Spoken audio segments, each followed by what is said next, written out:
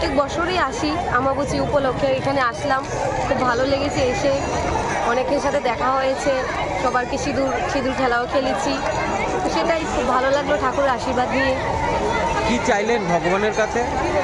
সেটা চেয়েছি, সবার মঙ্গল কামনা করেছি, সবার যাতে ভালো হয়, মঙ্গল হয়, সেটাই কামনা করেছি। উপলক্ষে এলাম, এইবার প্রথম আমার বিয়ে হলো, 4 মাস হলো, তো খুব অনেক দিনেরই একটা ইচ্ছা ছিল, 3 বান্ধবী মিলে এই প্রথমবার এলাম, ফাইনালে আসতে পারলাম, সবাইকে সিঁদুর দিতে পারলাম, তো খুব ভালো লাগছে। প্রত্যেকবারই আসা হয়? না, আমি এই প্রথমবার এলাম। কি চাইলেন ভগবানের কাছে? সবার মঙ্গল কামনা করলাম। তো অমাবস্যা উপলক্ষে আসলাম, প্রত্যেক বছরই আসি, তো এই বছরও আসা হলো।